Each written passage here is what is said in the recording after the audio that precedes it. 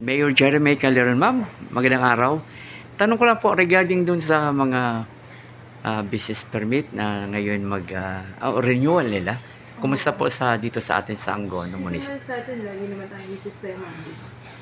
December pa lang, mag-encourage na tayo lahat ng mga renew. Siyempre, nandun yung mga discount. Di ba pag na?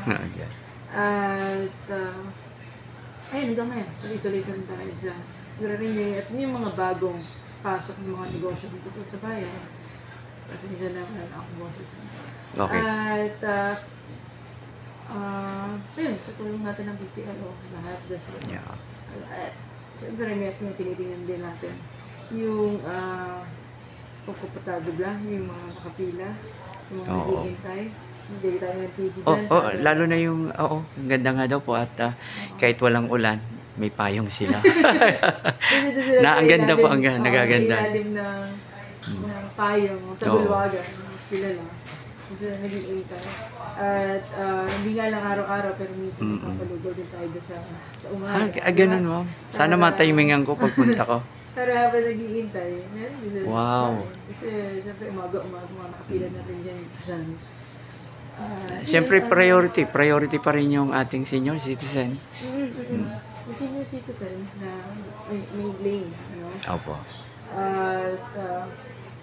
Pero hindi, sabi nga ng iba, hindi naman ganun katagal. Mabilis din ang proseso. Mabilis na nga ngayon. Salamat din, siyempre, doon sa mga kumukuha ng kanilang permit, ano? At para maging legal yung kanilang mga negosyo. Yun. In-encourage natin ngayon. Maliit, malaki, lagyan natin ng business.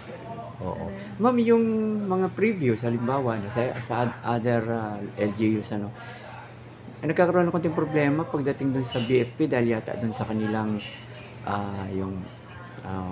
kinukuha nila sa Bureau of Fire Protection.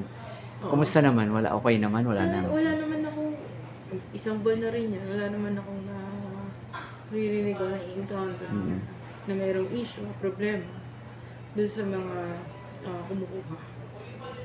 Kasi ngayon wala pa naman po ako. Siguro, meron man, pero doon pala sa baba, dapat naayos na. Oo. So far, yung kanina, na-interview ko, mabilis daw po.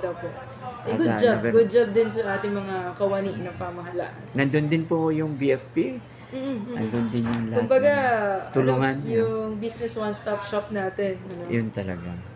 Yung, actually, yung boss natin, o yung business one-stop shop, ayan yung naging modelo sa buong Pilipinas. Ayun. Dito natin nasimulan yung sistema na yan, na parang isang punta ka na lang, isang pila ka na lang, nandun na lahat ng mga kailangan. So far, okay naman.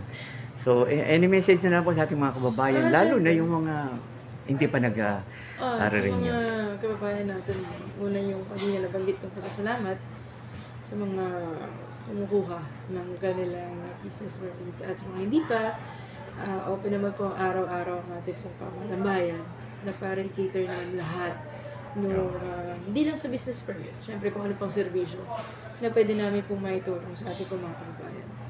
Ayun lang, at salamat syempre sa lahat na nakikisa at nakikipagtulungan sa mga programa at proyekto meron pang mga Yun. Maraming salamat po. Thank you. At shoutout sa aking idol, si Mayor Vice Jerry Calderon. Sir!